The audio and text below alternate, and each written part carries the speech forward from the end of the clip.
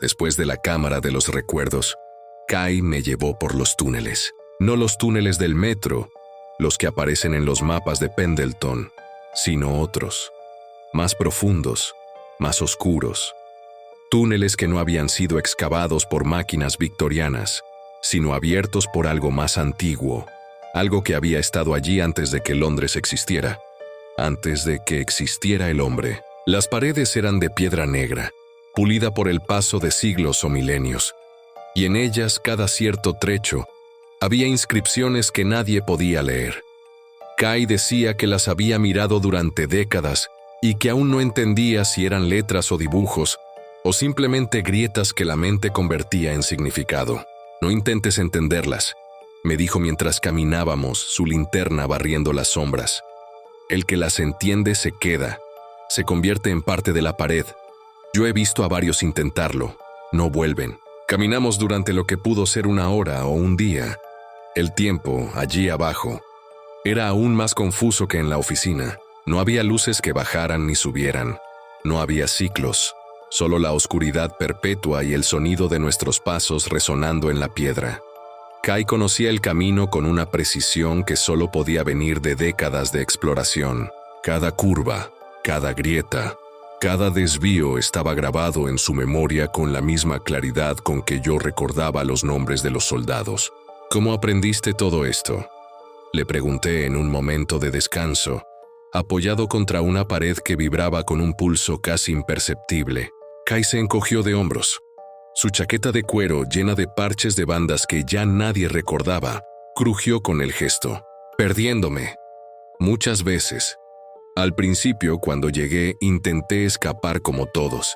Me metí en los túneles sin mapa, sin linterna, sin nada.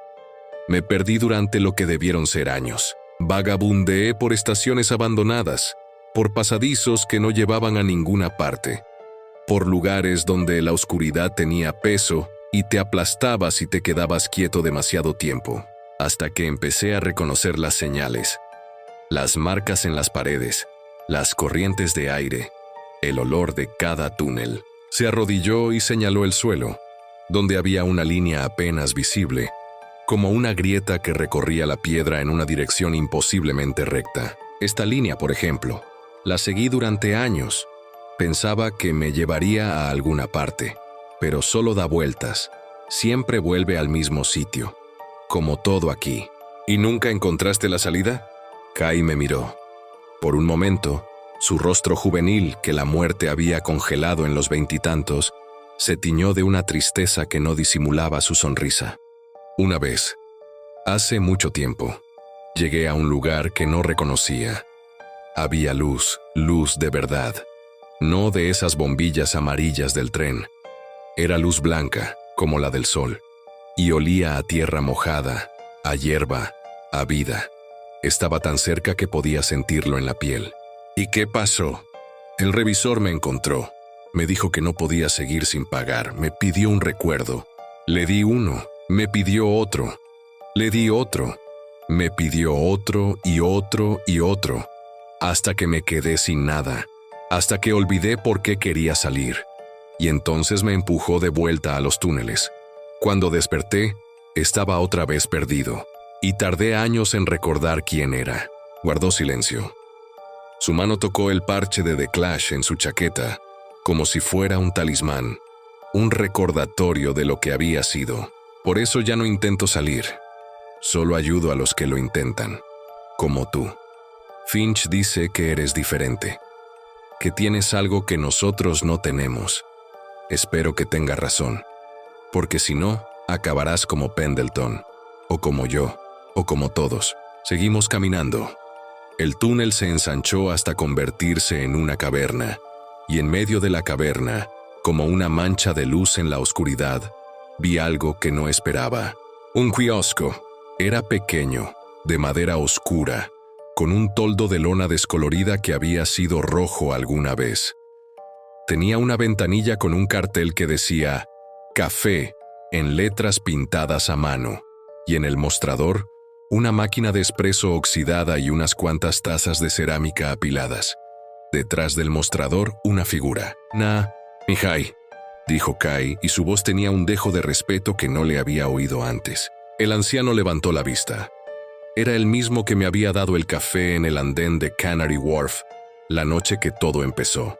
El mismo que me había dicho: «Cuídate, hijo, no cojas el último tren». Pero ahora no llevaba gorro de lana ni abrigo demasiado grande. Vestía una camisa blanca arremangada hasta los codos y un delantal de tela azul, manchado de café y de algo que parecía chocolate. «Liam Brennan», dijo, y su sonrisa mostró el mismo diente de oro que recordaba. «Sabía que volverías. Siéntate. El café está caliente». Me acerqué al kiosco, como hipnotizado.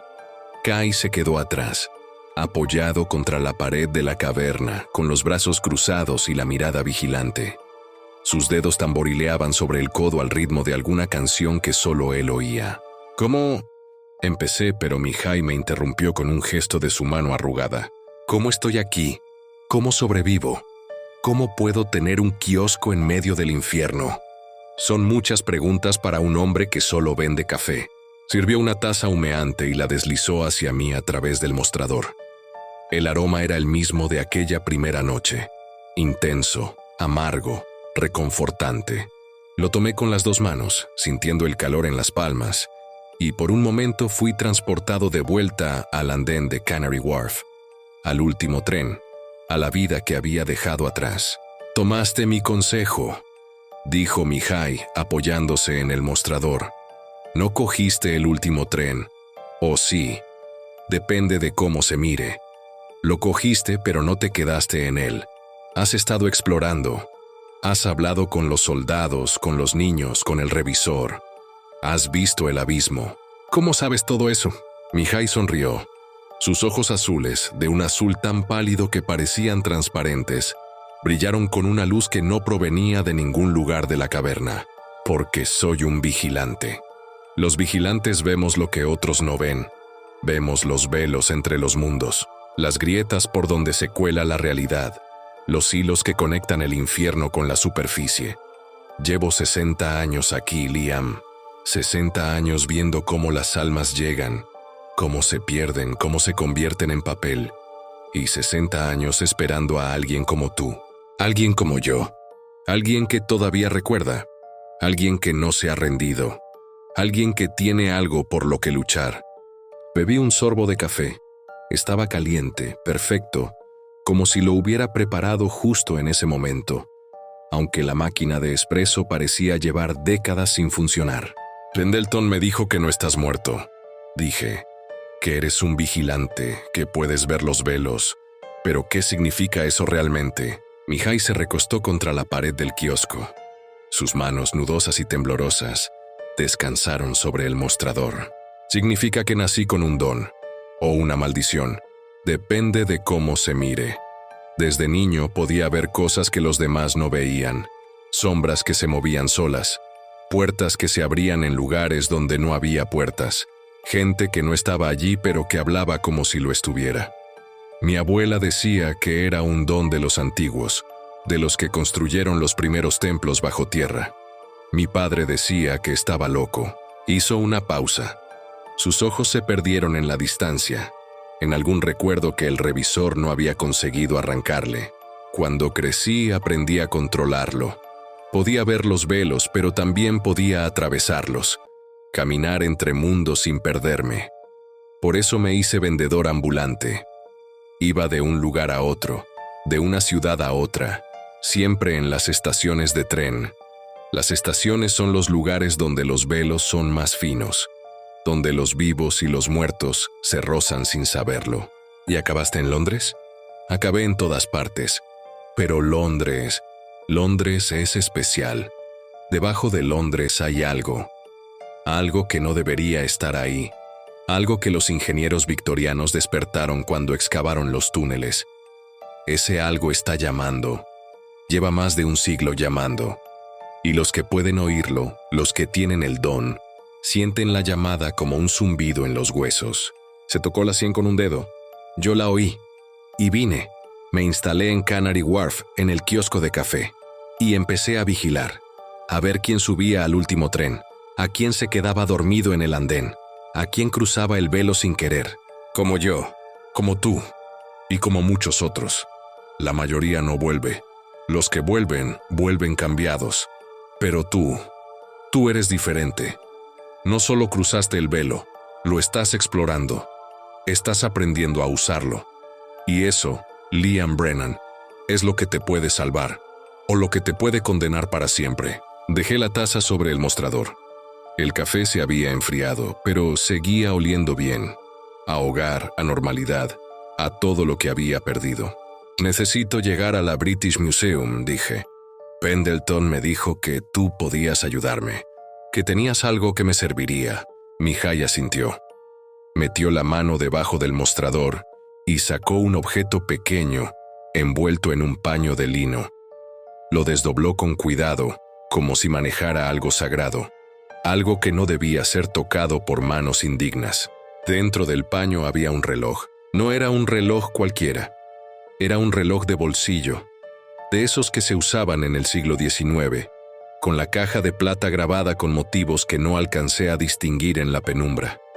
Mihai lo sostuvo frente a mis ojos, y vi que las manecillas no se movían. Estaban quietas como las de mi propio reloj, congeladas en algún momento que no podía identificar. «Esto es lo que buscas», dijo Mihai. «No el billete original, eso está en la locomotora, esto es otra cosa. Es un vigilante». ¿Un vigilante? Un reloj que no marca la hora, marca la coherencia de la realidad. Cuando las manecillas se mueven, significa que los velos se están rompiendo, que el mundo de arriba y el mundo de abajo se están tocando, que hay una oportunidad. Lo tomé con cuidado. El metal estaba frío, pero cuando lo cerré entre mis palmas, sentí algo. Una vibración, un pulso, como el latido de un corazón muy pequeño, muy lejano. «¿Cómo funciona?», pregunté. «No funciona. Tú lo haces funcionar». El vigilante responde a la voluntad de su portador. Si quieres que marque la hora, marcará la hora. Si quieres que muestre el camino, mostrará el camino. Pero solo si estás dispuesto a pagar el precio. «¿Qué precio?». Mihai me miró largamente. En sus ojos azules vi algo que no había visto antes. Miedo. Miedo de verdad.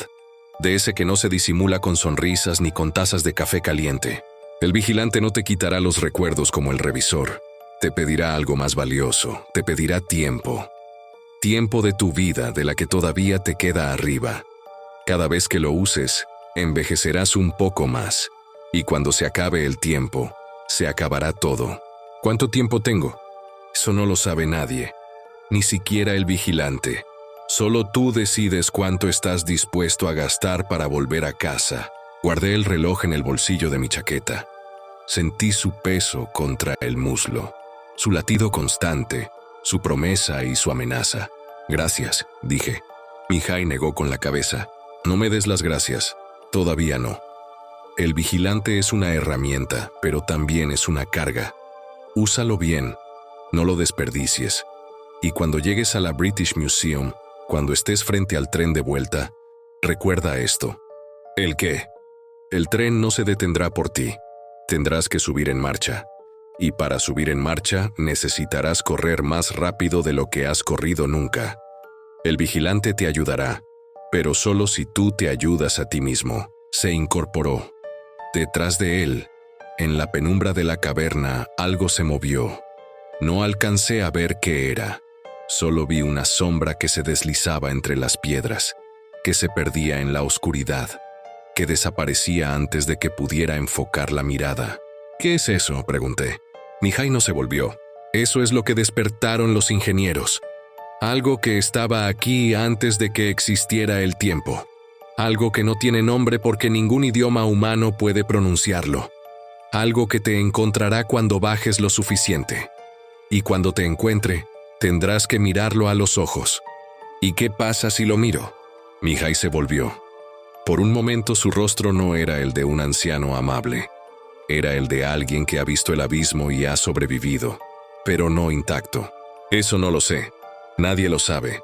Los que lo han mirado no han vuelto para contarlo». Kai se apartó de la pared y se acercó a mí.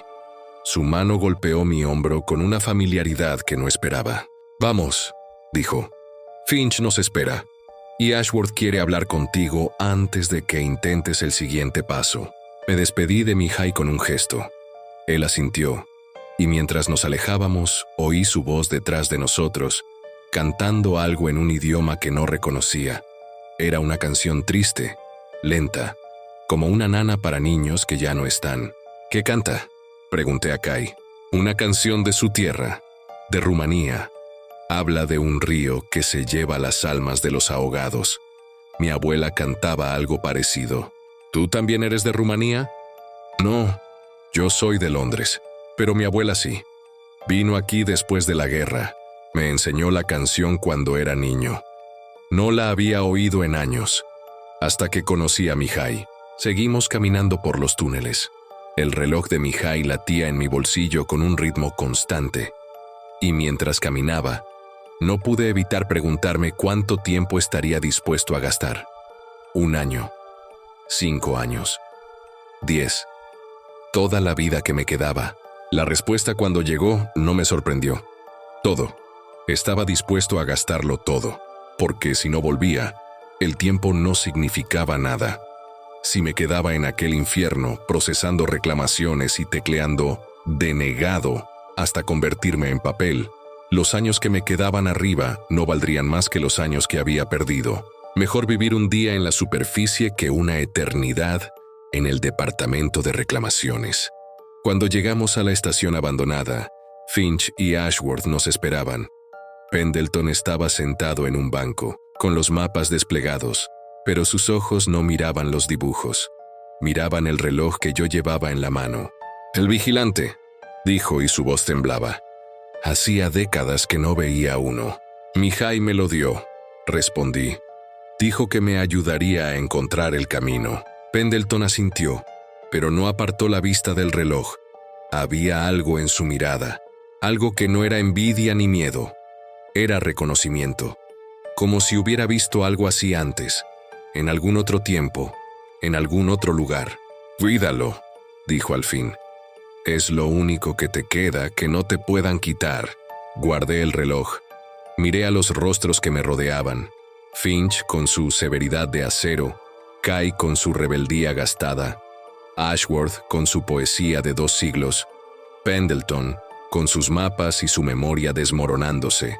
Todos habían perdido algo, todos habían pagado un precio, y todos me miraban como si yo fuera la última moneda que les quedaba para apostar.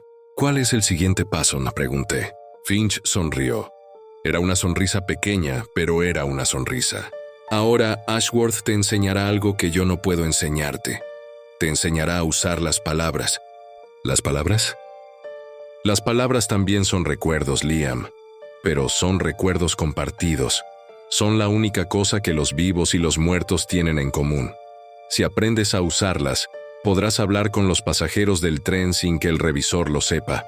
Podrás pedir ayuda sin pagar peaje. Podrás recordar.